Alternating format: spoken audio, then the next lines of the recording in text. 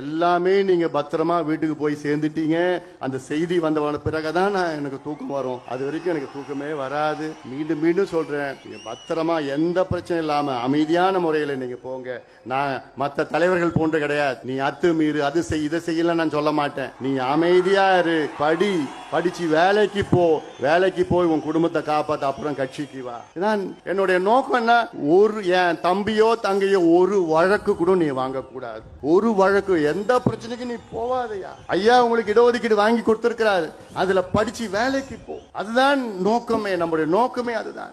அதற்காகத்தான் இங்கே நம்ம கூடியிருக்கிறோம். கல்லெடுத்து அடியுங்கள், மரத்தை வெட்டி போடுங்கள் என்று சொன்ன நிலை மாறி இப்போது கல்வியை முன்னிறுத்தி எல்லோரும் படியுங்கள் என்று சொல்ல முன்வந்திருக்கிறார்கள் என்பது மகிழ்ச்சி அளிக்கிறது. அந்த பண்பு மாற்றம் வரவேற்கக்கூடிய ஒன்று. விடுதலை சிறுத்தைகள் கட்சி அடங்கமறு, அத்துமீறு, திமிரி எழு, திருப்பி அடி என்று சொல்லியிருக்கிற முழக்கம் சாதி அடிப்படையில் சொல்லப்பட்ட முழக்கம் அல்ல. ஒடுக்குமுறைகளுக்கு எதிராக, ஆதிக்கத்திற்கு எதிராக போர்க்குணத்தோடு வெகுண்டெழ வேண்டும்.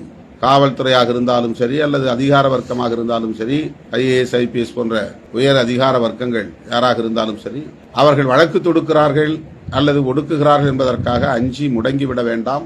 அந்த அடக்குமுறைக்கு எதிராக அடங்கு மறு என்ற முழக்கத்தை விடுதலை சிறுத்தைகள் கட்சி 1990களின் தொடக்கத்தில் முன்வைத்தது.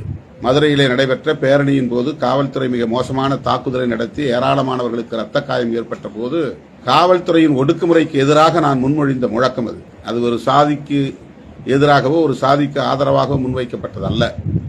இது ஒரு உலகளாவிய முழக்கம். எந்த நாட்டுக்கும் பொருந்தும், எந்த மொழி இனத்துக்கும் பொருந்தும், பாலினத்துக்கும் பொருந்தும்.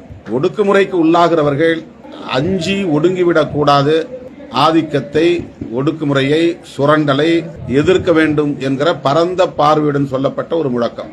விடுதலை சிறுத்தைகள் கட்சி எப்போதும் சாதி அடிப்படையில் எந்த அரசியலையும் முன்வைத்ததில்லை. ஒரு குறிப்பிட்ட சாதிக்கு எதிரான வெறுப்பு அரசியலை பேசியதில்லை. எனவே அடங்கமறு, அத்து மீறு, திமிரி எழு, திருப்பி அடி என்பது ஒடுக்குமுறைக்கு உள்ளாகும் அனைத்து தரப்பினருக்கும் பொருந்துகிற முழக்கம்.